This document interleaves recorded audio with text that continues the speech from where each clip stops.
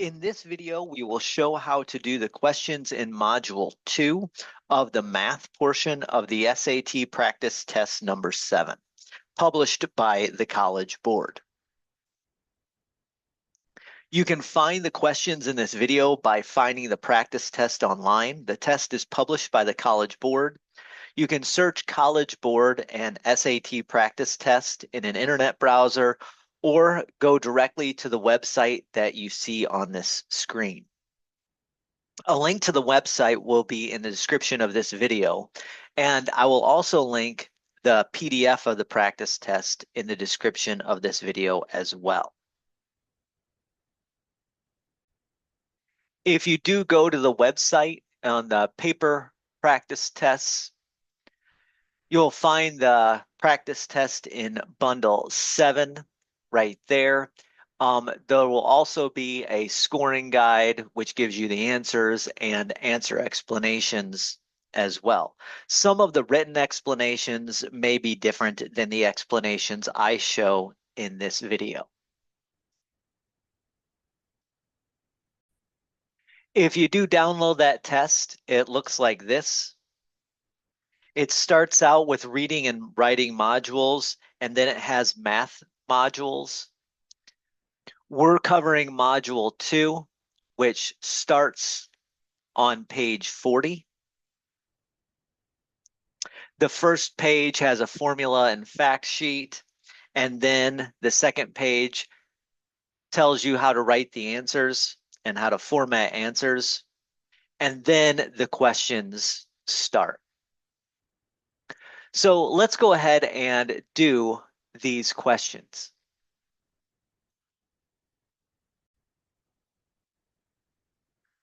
Question 1.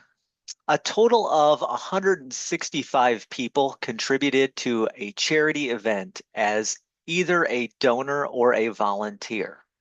130 people contributed as a donor. How many people contributed as a volunteer? So the number of donors plus volunteers were 165.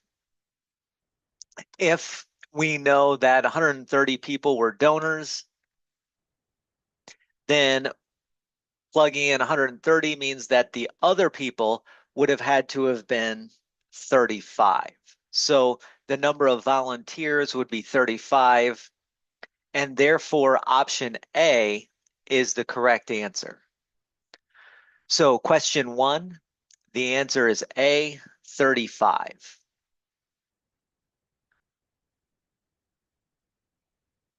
Question 2. There are 250 trees in a park. Of these trees, 6% are birch trees.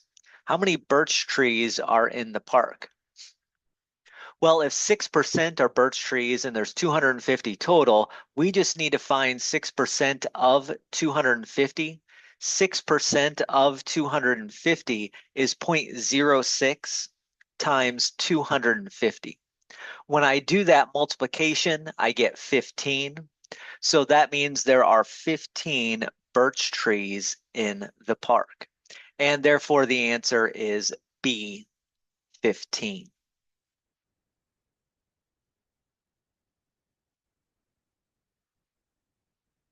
Question 3.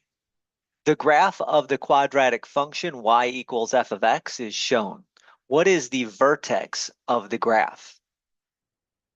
We have the graph of a parabola, or at least the shape of a parabola.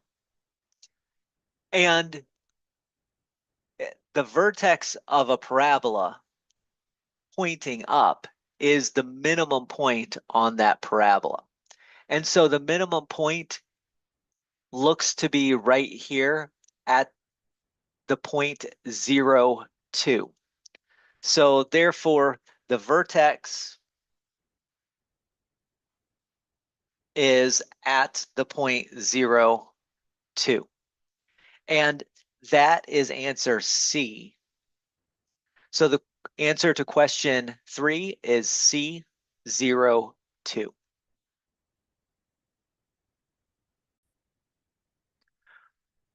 Question 4. The number of raccoons in a 131 square mile area is estimated to be 2,358. What is the estimated population density in raccoons per square mile of this area? So what we're going to do is think of this as a fraction. When we talk about raccoons per square mile, raccoons per square mile, we're going to get the number of raccoons total, which it says is 2,358. And that is over 131 square miles.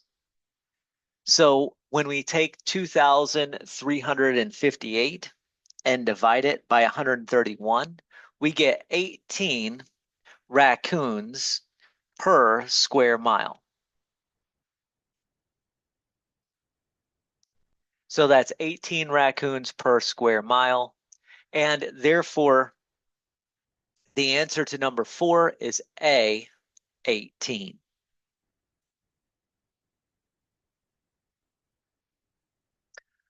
Question 5. A data set of 3 numbers is shown. If a number from the data set is selected at random, what is the probability of selecting a positive number? So we want the probability of a positive number. So what we're going to do is take and use classical probability. It says how many positives are there over the number of total values in our data set. So the positives, there's only one positive number, which is 26, out of the 3 in our data set. So the probability of picking a positive number is 1 out of 3. So the answer to question 5 is B, 1/3.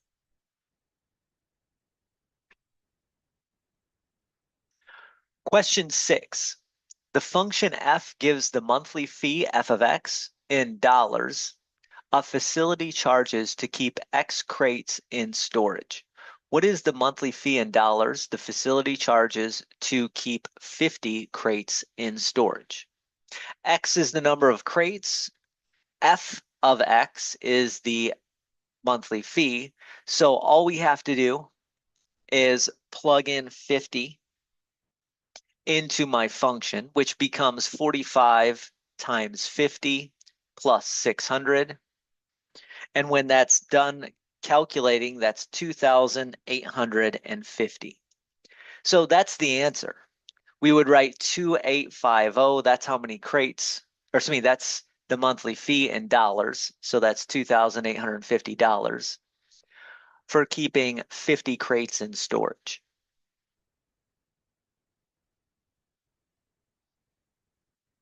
Question 7. The function f is defined by 5 times the quantity 1/4 minus x quantity squared plus 11 over 4. What is the value of f of 1/4? So if I'm taking f of 1/4, I'm plugging in that 1/4 into the x value. That's going to give me 5 times 1/4 minus 1/4, and that's being squared, plus 11/4. And what that becomes is 5 times 0 squared plus 11/4, which simplifies to just 11 over 4. So the correct answer to this problem is 11 over 4. That's the value of f of 1/4. By the way, you can write this as an improper fraction. That's one of the ways you can write it. You can also write it as a decimal, which would be 2.75. So if you'd like to write it as 2.75, you can, or if you'd like to write it as an improper fraction, you can write it as an improper fraction. But 11/4 is the answer to question 7. Question 8. if 8x is equal to 6, what is the value of 72x? There's a couple of different ways to do question 8. I will do it the faster way, but I'll also explain what the other way is too. One way you can do it is solve for x and then plug in x and take 72 times whatever number you find. So that's one way you can do it. Another way is you can realize that since 8x is equal to 6, then what I can do is I can multiply both sides by 9 to give me a 72x on the left while still creating an equivalent equation. And when I do that, like I said, we get 72x on the left, and on the right, we get 54. And so that is the answer. 72x is equal to 54 is the final answer. So that is C. In other words, that is option C. So C, 54, is the answer to question 8. Again, if you want to solve for x and then plug in x, then multiply by 72, that's fine as well. Question 9. Which expression is equivalent to 23x to the third plus 2x squared plus 9x?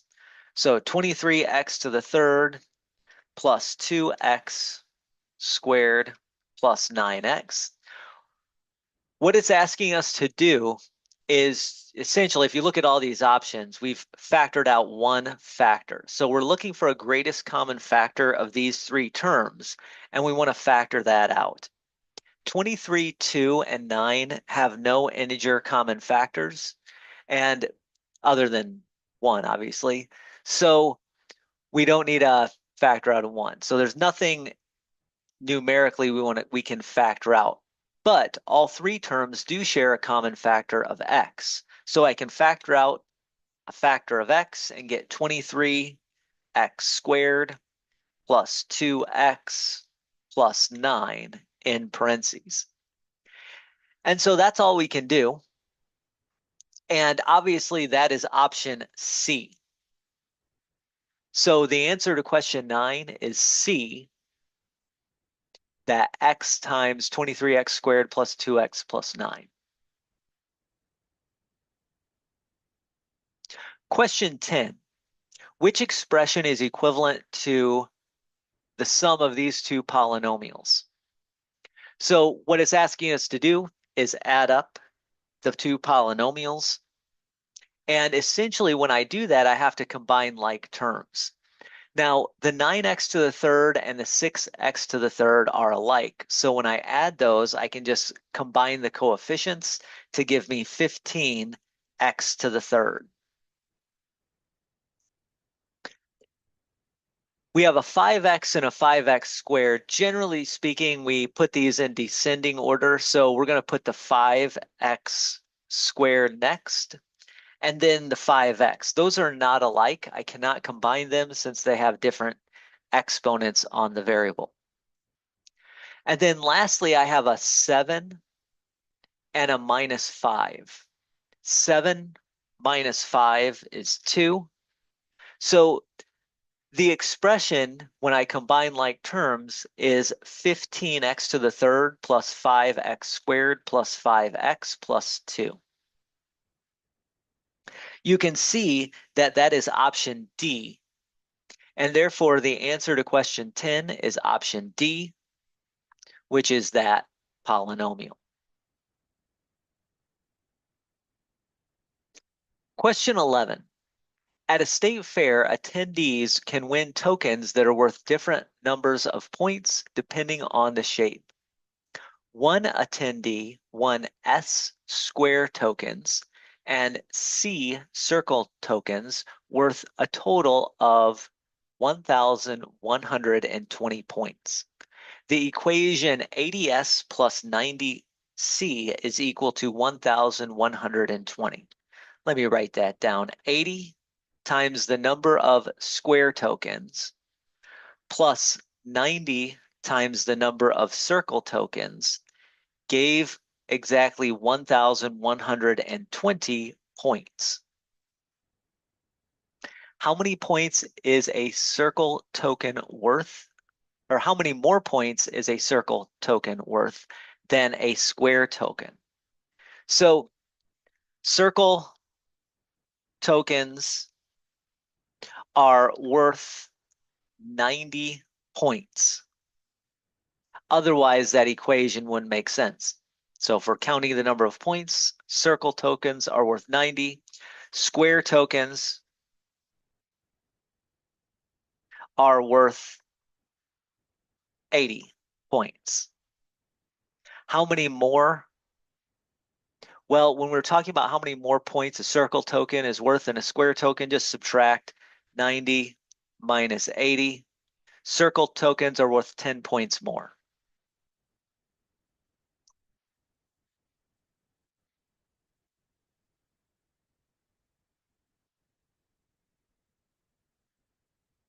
And that's it. That's the whole thing. And by the way, that is D10. So D is the answer to question 11. Circle token is worth 10 points more than a square token. I should say a circle token is worth 10 points more.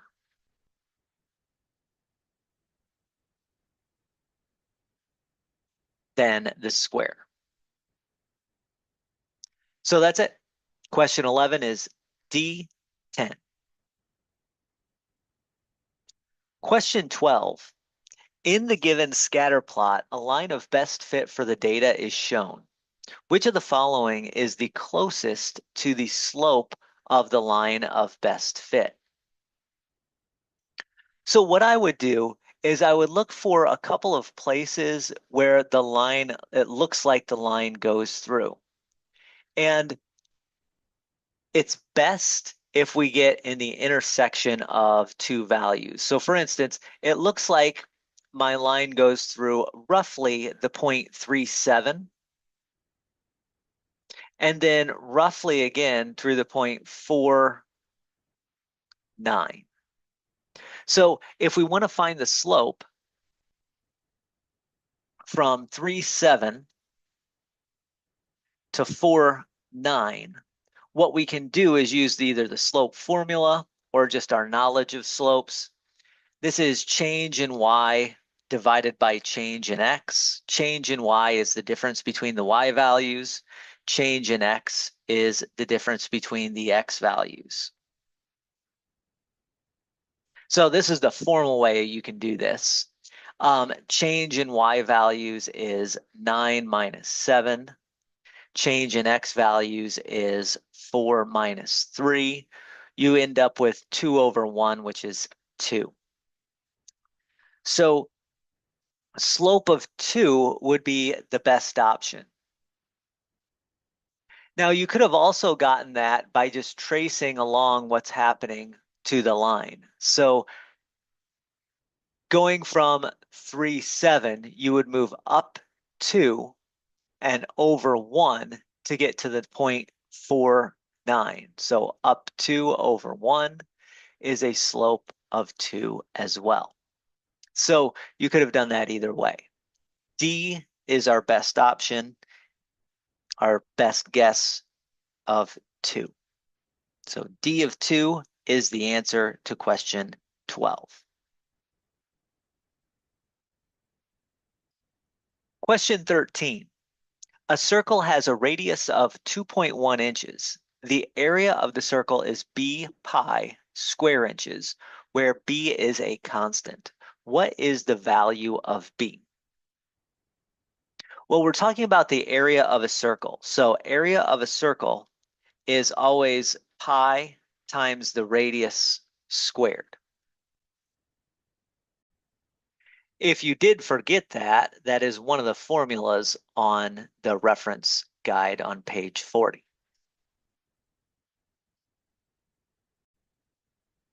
Since our radius is 2.1, the area is going to be pi times 2.1 quantity squared. Now, when you square 2.1, you get 4.41. So that means the area of this circle is 4.41 times pi, or pi times 4.41. And this is saying the area of the circle is b times pi. So this is supposed to be b times pi. It's pretty clear to see that b here has to be 4.41. So 4.41 is the value of b you're looking for. And that's the answer to question 13. 4.41 is the answer to question 13.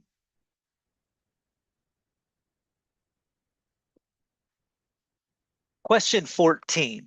In a triangle XYZ, Y is a right angle, point P lies on XZ, and point Q lies on YZ, such that PQ is parallel to XY. If the measure of angle XZY is 63 degrees, what is the measure of XPQ? So let's draw a picture. It's always best to draw a picture in a situation like this because there's a lot of different lengths and a lot of different things going on. I'm going to go ahead and draw the picture and then just dump it into this Word document. So here's the picture that we set this up. Take some time. Obviously, you can look it over. I'm not going to spend a lot of time on drawing it, but Q lies between Z and Y. P lies between Z and X, so that PQ and Y, or XY and PQ, are parallel, all right? And Y is our right angle. Now you can draw this in a number of different ways. I drew it this way. It also says that the measure of angle XZY, which is this angle in here, is 63. What is the angle XPQ? Now that's the angle that I've labeled B right here. The angle that is the one we're trying to find is B. I need to find angle A so that I can find angle B, because I know A and B add up to 180 degrees. They're on a straight line. So what we do is we say, well, since A plus B is equal to 180 degrees, we're good to go. Also, since PQ is parallel to XY, this is creating a similar triangle. So the measure of this angle, the one where it's PQZ, that's a 90-degree angle. And since the angles of a triangle add up to 180 degrees, I know that A plus 63 plus 90 has to add up to 180 degrees. That means that the measure of angle A is 27, which means that since A plus B is 180, that means A plus B equals 180. Since A is 27, that means the measure of angle B is 153 degrees. So 153 degrees is angle XPQ. So XPQ is 153 degrees. So 153 is the final answer. That's question 14. Question 15. An investment account was opened with an initial value of $890. The value of the account doubled every 10 years. Which equation represents the value of the account, M of T, in dollars, T years after the account was opened? So if it doubles every 10 years, doubling means multiplying by 10. Two, I misspoke. So doubling means multiplying by 2, and that's going to happen every 10 years. So what's going to happen is we're going to double every time t hits a 10. And so the way we do that is we multiply by 2 to the power t over 10. And once t hits 10, it will have multiplied by 2. When t hits 20, it'll multiply by 2 again. Since we're starting with 890, that's going to be our coefficient. And then obviously m of t is what it asked me for my output. And so this is the answer to question 15. 890 times 2 raised to the power t over 10. And that's option C. So option C is the answer to question 15.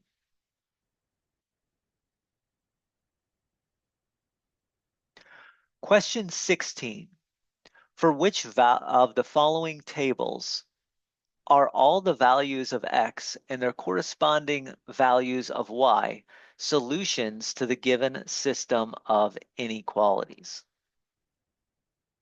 So basically, what we're asked to do is look at these inequalities and decide which ones of these work and which ones of these don't. First off, you'll see that via this second equation, x always has to be less than 22. If you look at options C and D,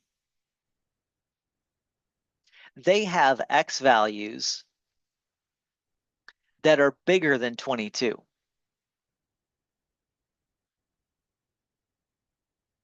So that second inequality is not satisfied.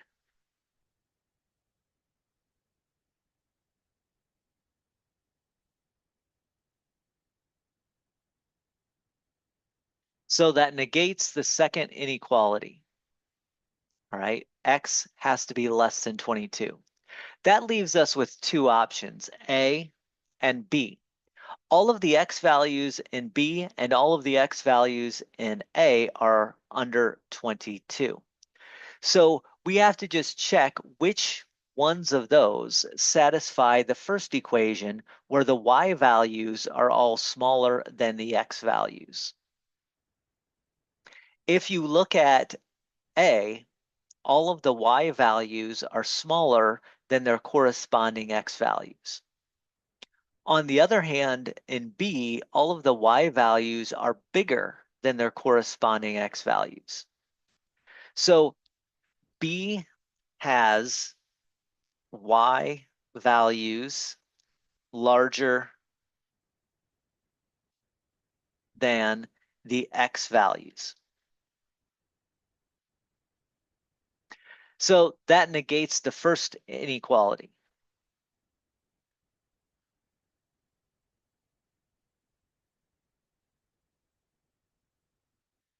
Only A has it so that all of the x values are under 22.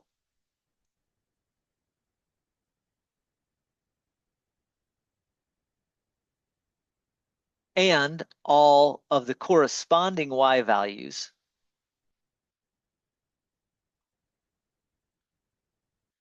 are smaller than their x values.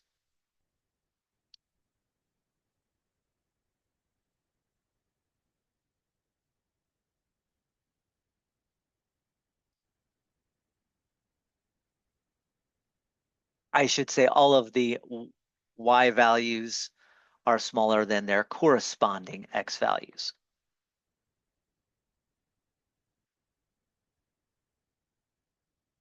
And so therefore, A is the solution. So we have A as our solution to this problem, specifically problem 16. So A is the only one that works.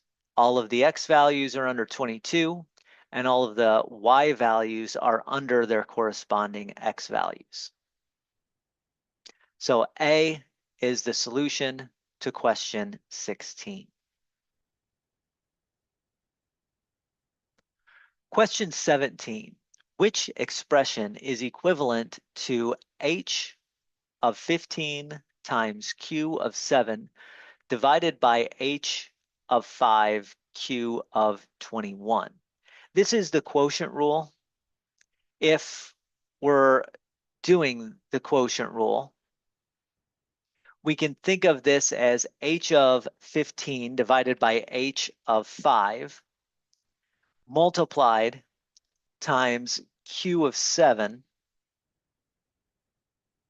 divided by q of 21.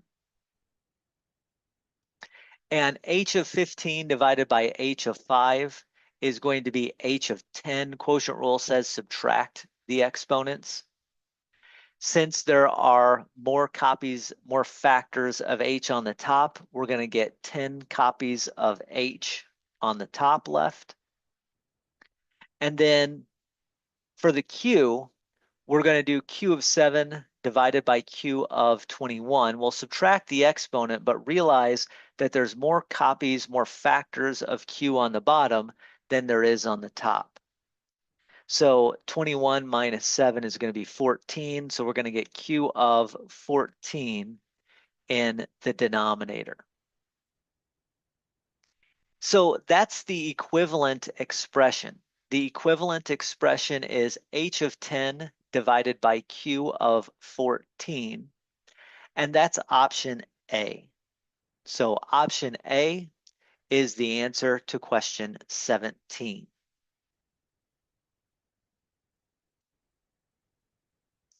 Question 18.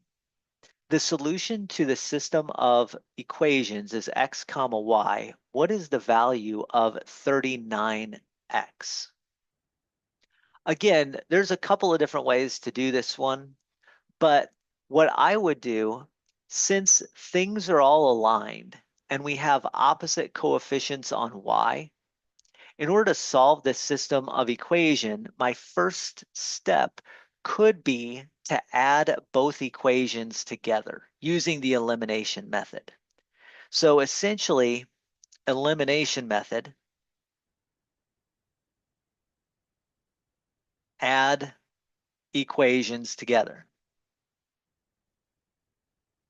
I can do that here easily because the 3y and the minus 3y have opposite coefficients, and so they'll cancel out to give me 0. And then on the right-hand side, I will get 13x minus 6. Now, if you want to, what you can do is you can solve for x and then take 39 times whatever value you find. That's a perfectly legitimate way to do this. I'm going to do this in a little bit more speedy method. I'm going to add 6 to both sides, just like I'm solving for x. But instead of dividing both sides by 13, like I would when I solve for x, I'm just going to realize that at this stage, if I multiply both sides by a 3, so 3 times 6 equaling 3 times 13x, what will happen is I'll create an equivalent equation with 39x on the right-hand side. So that is 18 is equal to 39x.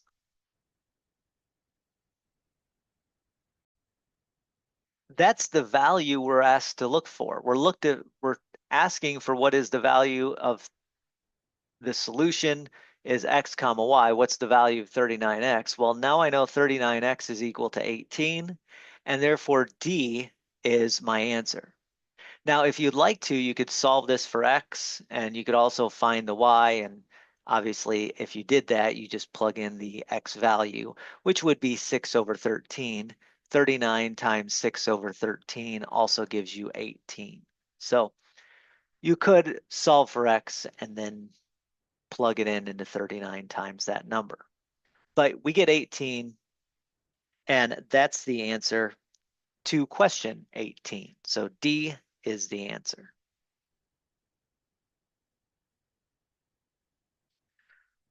Question 19. The function h estimates the object's height in feet above the ground t seconds after the object is dropped, where b is a constant. The function estimates that the object is 3,364 feet above the ground when it is dropped at t equals 0. Approximately how many seconds after being dropped does the function estimate the object will hit the ground? So basically, since t equals 0, at t equals 0, the object should be 3,364 feet above the ground. So when you plug in as 0, you should end up with 3,364 feet. Well, we already know what the function looks like. It looks like negative 16 times t squared plus b.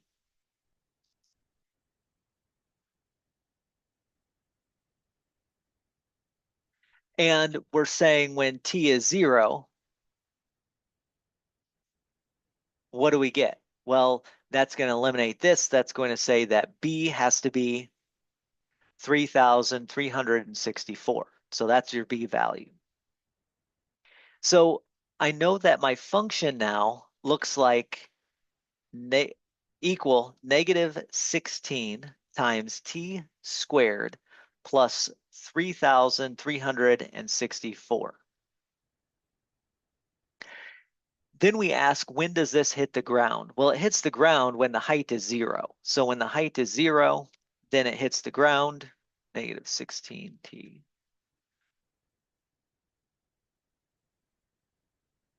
So we just need to solve this quadratic equation. Adding 16t squared to both sides gives me 16t squared is equal to 3,364. Then I would divide both sides by 16. If I did that, I would end up with t squared is equal to 210.25. That's as a decimal. And then if I took a square root of that, negative time doesn't make any sense. So I'll just take the positive square root of that. The positive square root is going to be 14.5. So that means it takes 14.5 or 14.50 seconds until this object hits the ground. And that means that option B, 14.50, is the correct answer. So B is the answer to question 19.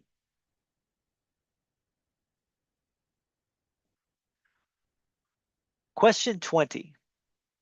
One solution to the given equation can be written as 8 minus square root of k divided by 4, where k is a constant. What is the value of k? Now, in this case, in the case of question number 20, the easiest way to do this is to think back to the quadratic formula. So the quadratic formula says that if I have a quadratic equation in this general form, which looks like ax squared plus bx plus c equals 0, then the solutions to that quadratic equation will be of the form minus b plus or minus the square root of b squared minus 4ac, all divided by 2a. In this situation, b is going to be a negative 8. So the opposite of negative 8, in fact, let me just write that, plus or minus the square root of negative 8 squared minus 4 times a times c. A in this situation is 2. That's the coefficient of the x squared. C in this situation is a negative 7. That's our constant. and then all divided by 2a. Again, a is 2. So this is x equals this fraction, which says 8 plus or minus the square root, and then we have to establish what is underneath this square root symbol. If you take -8 squared minus 4 times 2 times -7, you should get 120. Make sure you square things and multiply before we do that add or subtract. And then all divided by 4. So this is it. One of our options is 8 plus the square root of 120 over 4. But the other option is 8 minus the square root of 120 over 4. And that means the value of k that we're looking for is equal to 120. Again, one of the options is 8 plus square root of 120 over 4. The other option is 8 minus square root of 120 over 4.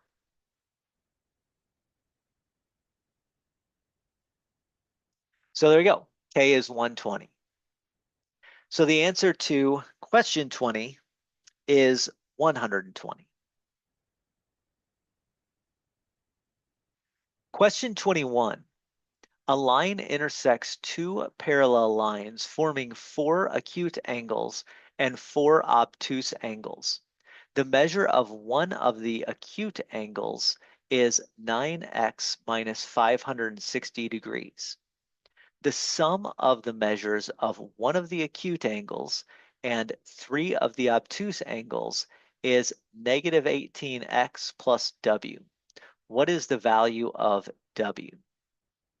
Now, this is going to be hard to do if we don't draw a picture. So let's go ahead and draw a picture and figure out what this thing is talking about. I will do that and then drop it in this document. So this is the picture we have. We have 4 acute angles and 4 obtuse angles. I put the A for acute, that's the less than 90 degrees, and B as the obtuse, that's the more than 90 degrees. And I used B because a lot of times when I put O in, it might look like a 0, and so I don't want to use something that looks like a 0. But that's the picture. We have 2 parallel lines, and they form to create, and then one line intersecting both. And that intersecting line creates 8 angles. And it turns out, because of the way parallel lines work, if this measure is A, this measure is B, then this measure also has to be A, and this measure also has to be B. So all of the acute angles are going to be the same. And you can check this out because A and B both have to add up to 180 because they're on this line. But because they're both on this line, they have to add up to 180. Because they're parallel, they have to meet at the same angles here. So this A and this A have to be the same. And so this is the picture. Okay. So it says that the measure of an acute angle is 9x minus 560. The sum of the measures of one of the acute and 3 of the obtuse is negative 18x plus w. What's the value of w? So we know that angle A is measured 9x minus 560. But we also know that A plus B has to be 180 degrees since they're on the same line. And that allows us to find B in terms of x as well. So replacing A with a 9x minus 560, then we get plus B is equal to 180. And then we can subtract 9x from both sides, add 560 to both sides. We get B is equal to minus 9x plus 740, excuse me. Lost my mind there for a second. So B is negative 9x plus 740. So then it says the sum of one of the acute and 3 obtuse is negative 18x plus w. So what we have is 1 acute plus 3 obtuse is equal to negative 18x plus w. 1 acute is 1 times 9x minus 560. 3 obtuse is 3 times a negative 9x plus 740. That's equal to negative 18x plus w. What's going to happen on the left-hand side is we're going to get 9x minus 560 minus 27x plus 3 times 740. That's 2,220 is equal to negative 18x plus w. Combining like terms gives me negative 18x plus 1660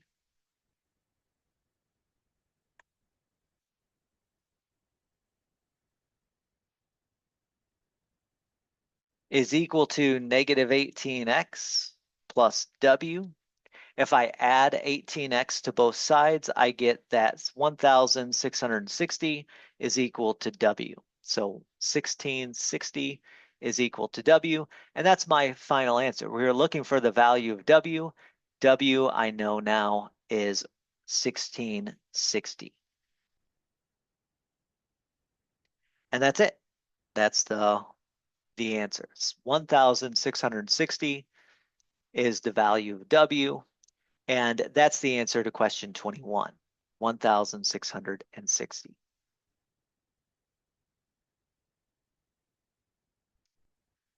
Question 22. For the linear function f, the table shows 3 values of x and their corresponding values of f of x. If h of x is equal to f of x minus 13, which equation defines h? Now, there's a couple of different ways you could do this. You could try plugging in some values into the f and seeing which is the appropriate h.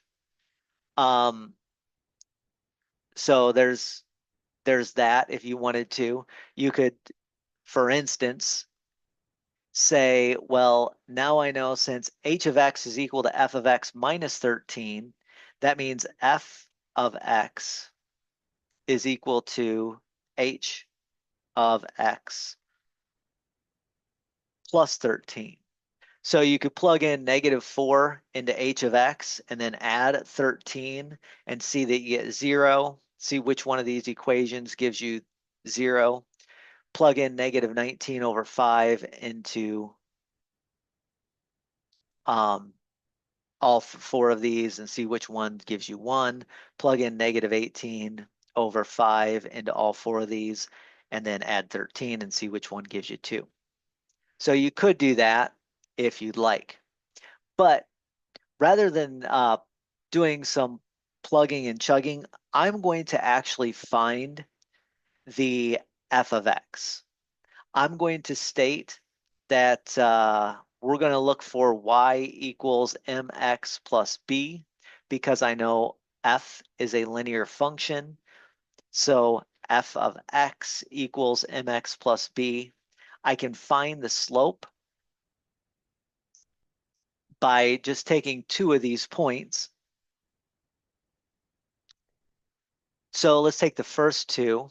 The y value of this point, negative 19 over 5, comma 1, is 1, minus the y value of the first point, which is 0.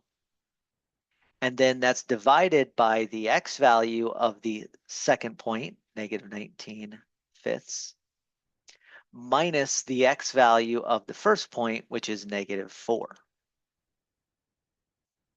When you end up doing the calculations, you get 1 divided by 1/5. which is a 5. So we get that the slope of this line is 5. And then we could figure out what the actual function is. We could say f of x I know has to look like mx plus b. Now I know that the slope is 5, so it has to look like 5x plus b. And then plug in one of these points. I'll plug in -4, 0. So we know that the output is 0 when the input is -4.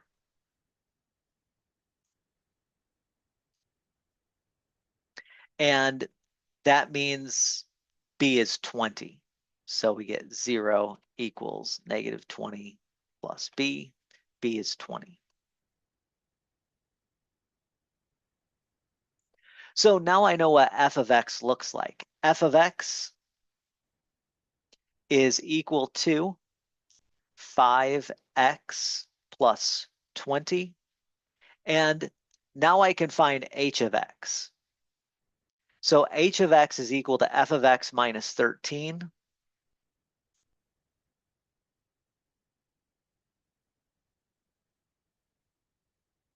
And that means h of x is equal to 5x plus 20 minus 13.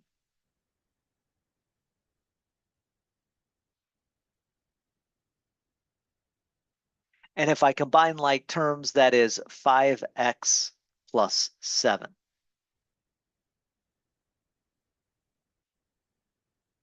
So 5x plus 7, h of x is equal to 5x plus 7. I'm going to erase that middle step. There you go. So h of x is equal to 5x plus 7, and that is answer B. So the answer to question 22 is B. H of x is equal to 5x plus 7. Again, this is the way where I found the actual equation for f of x, and then I adjusted it to find h of x. But again, you could do it other ways as well. Question 23. The linear function g is defined by g of x is equal to b minus 15x, where b is a constant.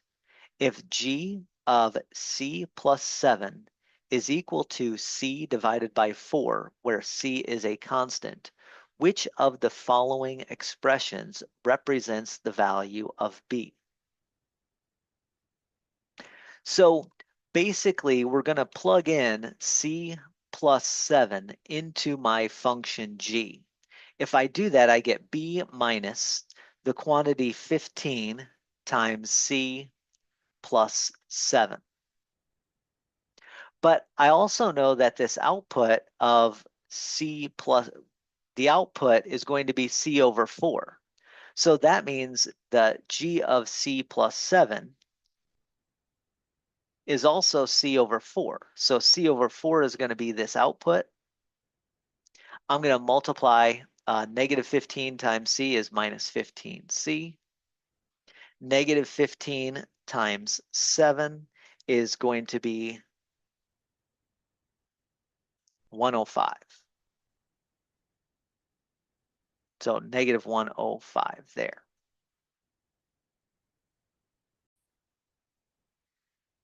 Now I'm trying to find the value of b, so I just have to solve for b. If I do that, I'd probably add 105 to both sides. I get c over 4, which I'm going to write as 1/4 times c, plus 105 is equal to b minus 15c. Now I'm going to add 15c to both sides. If I add 15 to 1/4, that's going to give me an improper fraction of 61 over 4. So I'm going to end up with 61 over 4c plus 105. And that is another way I can write the value of b.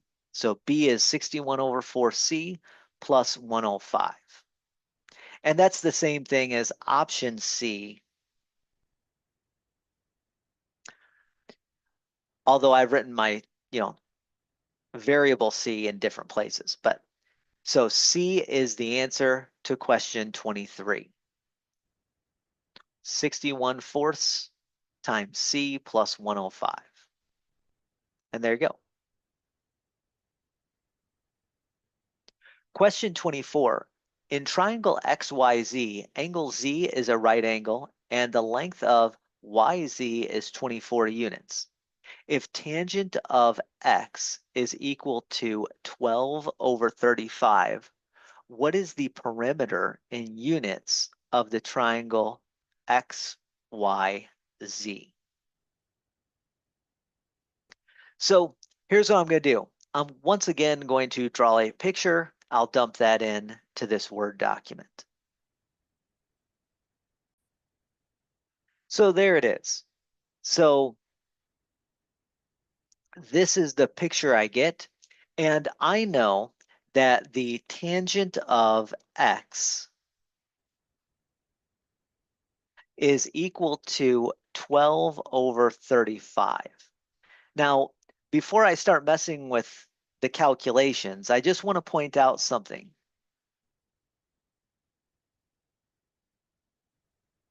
We're going to be using the right triangle here and tangent. And the mnemonic to remember is SOHCAHTOA. Sine is equal to the opposite over the hypotenuse. Cosine is going to be the adjacent over the hypotenuse.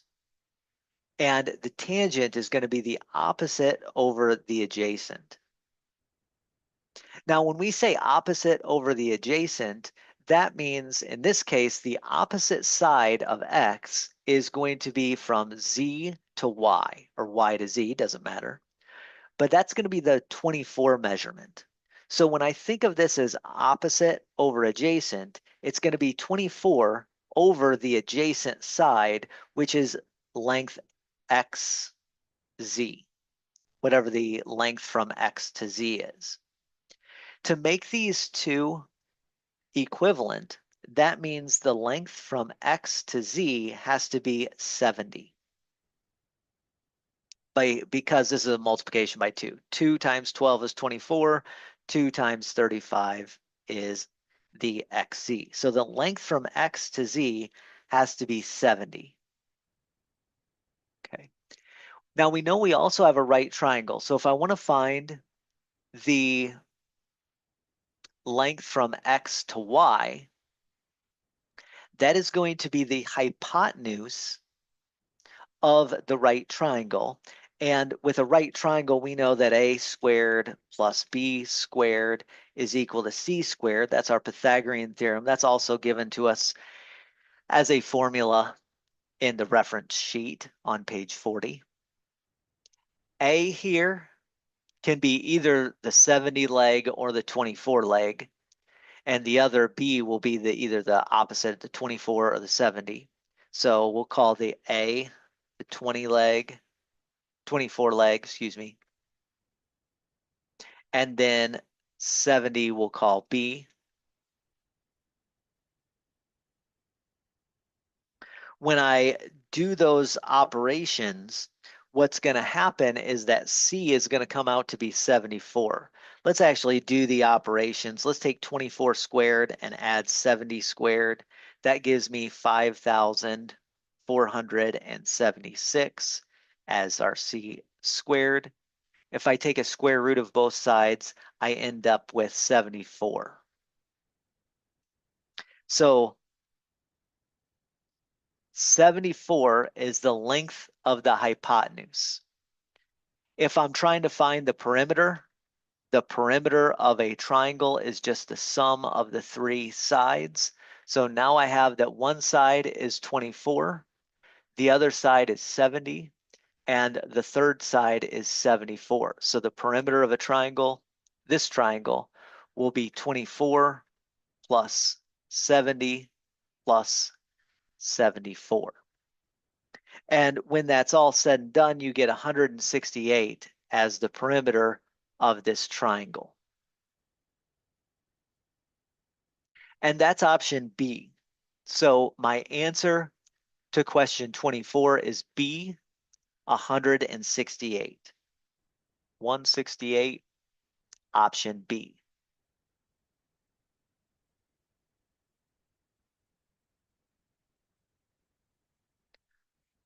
Question 25. In the xy plane, the graph of the given equation is a circle. What is the length of the circle's radius? Now, the fastest way to do this is by using some completing the square technique. So that's what I'm going to do. There's other ways you could approach this as well.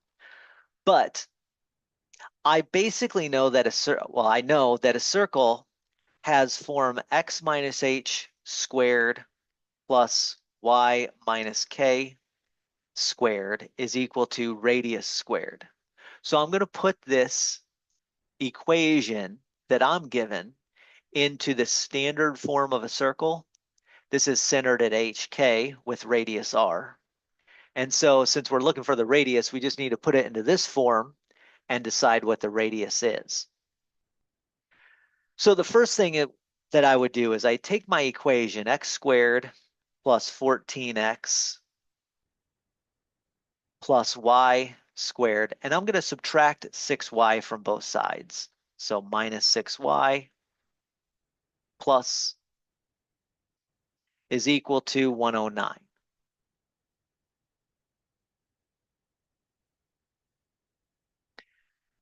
Now, if you remember how to complete the square, x minus h quantity squared is going to give me minus 2hx as the middle term.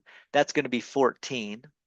So what that tells me is that when I do x minus h, I need to actually have x plus 7 quantity squared. I need half of 14 squared. And when I do the y, it's going to be very similar. I'm going to do a y minus 3 quantity squared. I need half of my coefficient of this y to be in here. Now, in order to do this, to have a perfect square, I need to square the number 7 and add it to this equation. So I'm going to add 49 right there. Let's put that into maybe a different color. So I'm going to add 49 right there. And I'm going to have to add negative 3 squared here. So we're going to add 9 there. Again, I'll put that into a different color.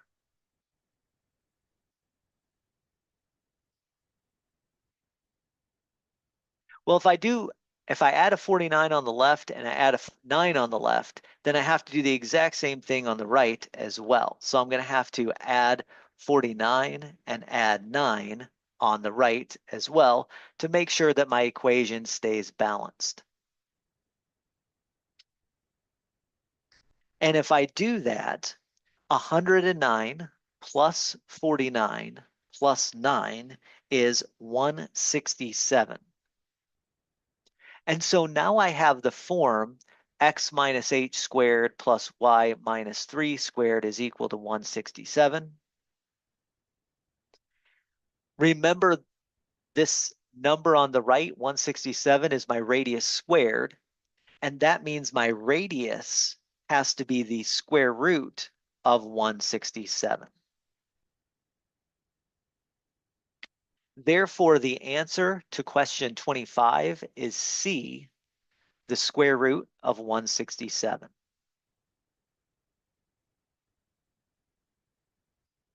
So there we go.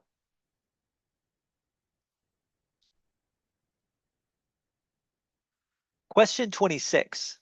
The speed of a vehicle is increasing at a rate of 7.3 meters per second squared. What is the rate in miles per minute squared rounded to the nearest tenth? Use 1 mile is equal to 1,609 meters. So we're going to have a couple of conversions here. Again, I like to think of my rates as division. So when I hear 7.3 meters per second squared, think of it as 7.3 meters divided by seconds squared. I'll write that as just S squared. So meters divided by seconds squared. Now, I want to use miles rather than meters.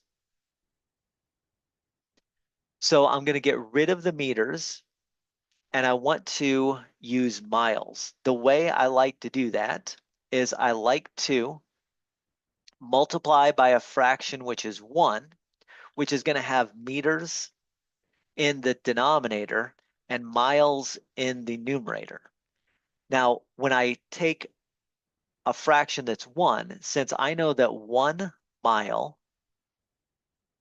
is equal to 1,609 meters, that's going to be a fraction. 1 over 1609 is going to be a fraction that's equal to 1. 1 mile to 1609 meters. Then I want to change it from seconds squared to minutes squared. Now, if I do that, I need to multiply by a 1, where we have seconds squared on the top and minutes squared on the bottom. Whoops.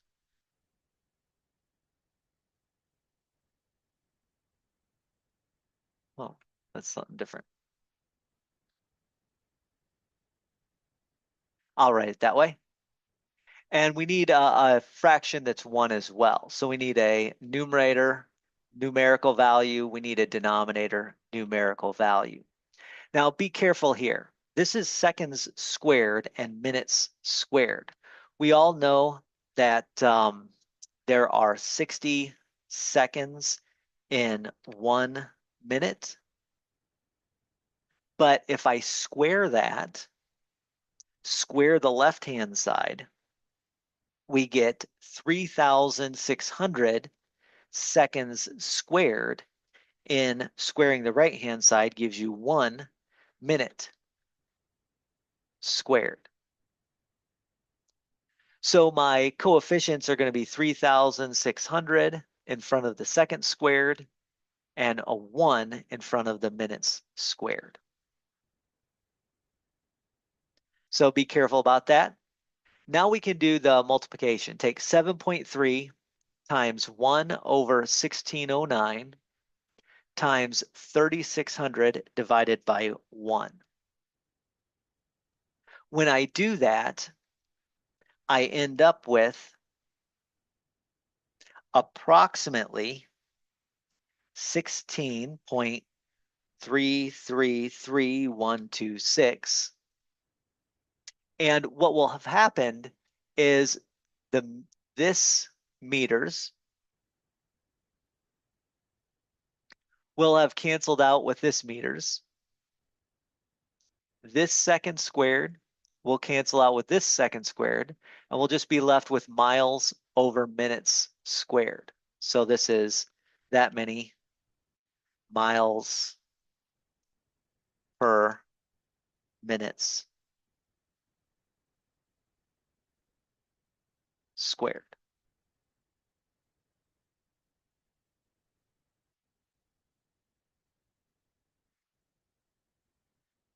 Now, that's not quite the answer. The answer that they ask us for is rounded to the nearest tenth. So that rounded to the nearest tenth is 16.3.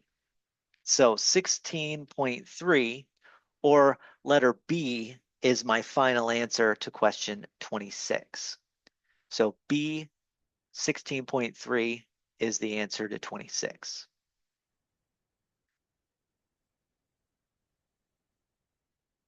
Question 27. In the given system of equations, K is a positive integer constant. The system has no real solutions. What is the least possible value of K?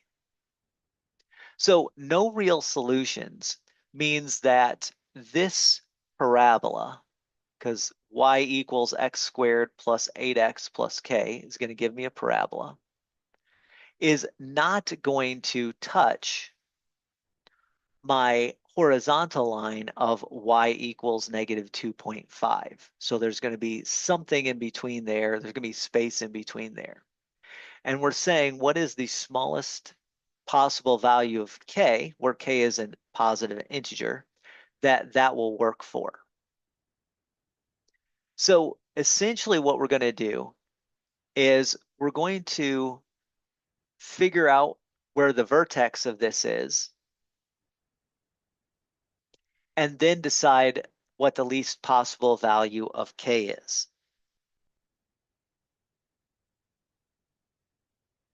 All right. So in other words, since the y value here is negative 0.25, the vertex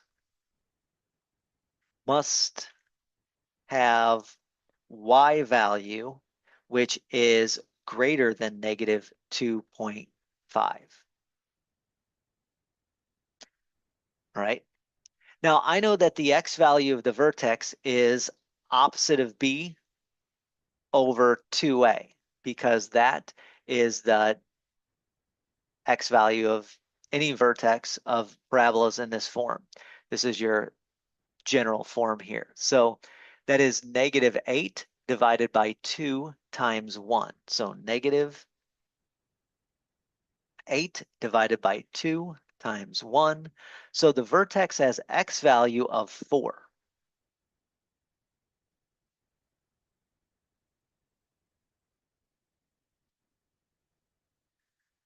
So what's all this mean? Let's plug in this x value. Oh, I'm sorry. The vertex has x value of negative 4. Excuse me, I misspoke. So the x value of the vertex is negative 4. And we're going to plug that in into my parabola. If I do that, that means the y value of the vertex is going to be negative 4 in parentheses squared plus 8 times negative 4 plus k. So the y value of my vertex is negative 16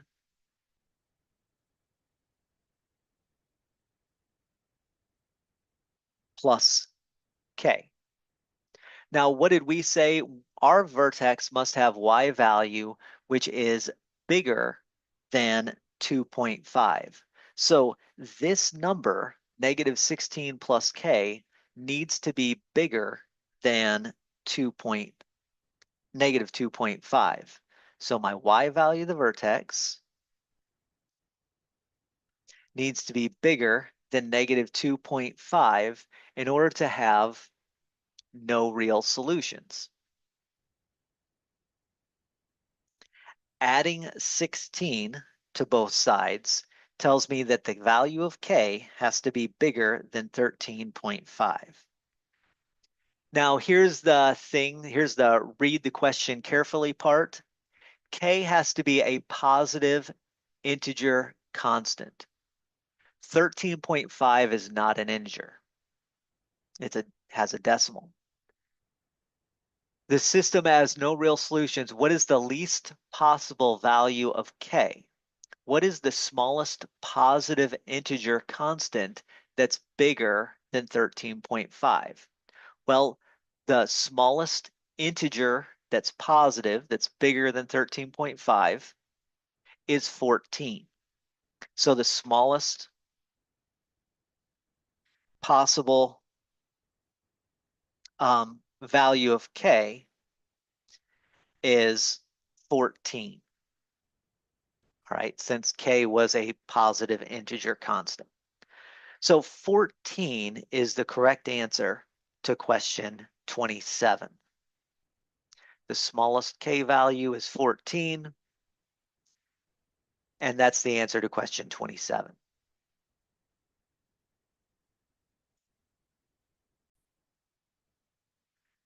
So that's it for test 7 of module 2. So the SAT practice test number 7, module 2.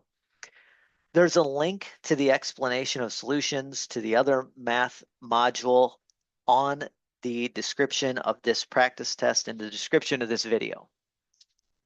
So there is a link to Module 1 descriptions in the description of this video. There is also a link to a playlist of the other math portions of SAT practice tests as well. So lastly, if you are planning on taking the SAT soon, good luck. I hope this video helps you out.